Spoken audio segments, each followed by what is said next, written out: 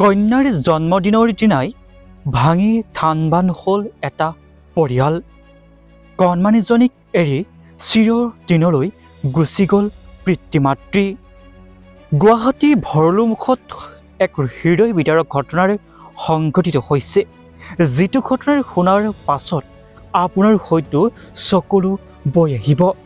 এই মৰম লগাৰ কণমানিগৰাকীলৈ ভালদৰে আপোনালোকে মন কৰক। এই কণমানিগৰাকী আজি জন্মদিন আছিল। প্ৰত্যেক পিতৃ মাতৃৰ দৰে এগৰাকী কণমানিও নিজৰ জন্মদিনৰ দিনা পিতৃ মাতৃয়ে মানুহ মাতিছে আৰু খানাৰ আয়োজন কৰিছে।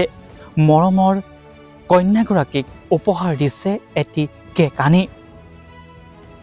মানুহৰ বাবে পাকঘৰত গৈ খাদ্য প্ৰস্তুত কৰি থাকোঁতে হঠাৎ চিলিণ্ডাৰ ব্লাষ্ট হ'ল আৰু তাৰ পাছতে এক শোকাকুল পৰিৱেশৰ সৃষ্টি। জীৱনতে জ্বলি গ'ল কণমানিগৰাকী মাতৃ পম্পী চৌধুৰী আৰু পিতৃ দেৱব্ৰত চৌধুৰী। অসম কঁপাই যোৱাৰ এই ঘটনাটো সংঘটিত হৈছে গুৱাহাটী ভৰলুমুখত। এই কণমানিগৰাকী এতিয়া কাক লৈ জীয়াই থাকিব? এই কণমানিগৰাকীৰ জন্মদিনটোত পিতৃ মাতৃয়ে দিয়াৰ এক ডাঙৰ উপহাৰ তাই কেতিয়াও পাহৰিব নোৱাৰিব।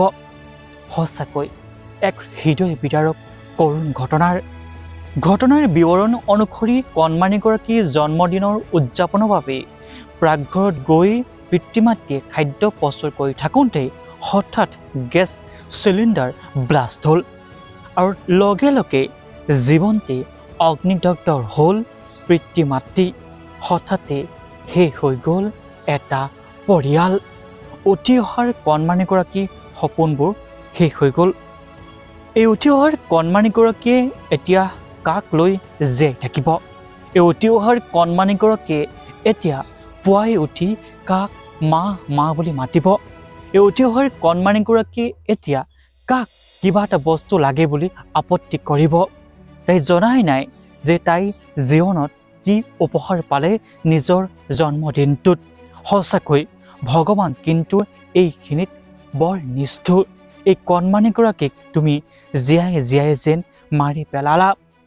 এই ভিডিঅ'টো সকলোলৈকে শ্বেয়াৰ কৰক। ভগৱান আপোনালোকৰ ঈশ্বৰৰ ওচৰত প্ৰাৰ্থনা কৰক যাতে কণমানিগৰাকীয়ে শক্তি পায়।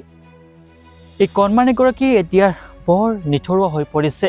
কান্দি কান্দি মাক দেউতাকক বাৰে বাৰে বিচাৰিছে, বাৰে বাৰে চিঞৰিছে। সঁচাকৈ এই দৃশ্য কেতিয়াও মানুহে চাব নোৱাৰা হৈ পৰিছে।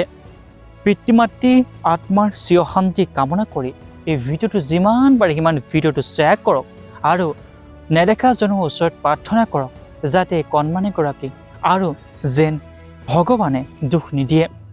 সঁচাকৈ এক হৃদয় বিদাৰক কৰুণ ঘটনাৰ এনে হৃদয় বিদাৰক ঘটনাৰ আন যাতে কাৰো লগতে সংঘটিত নহওক।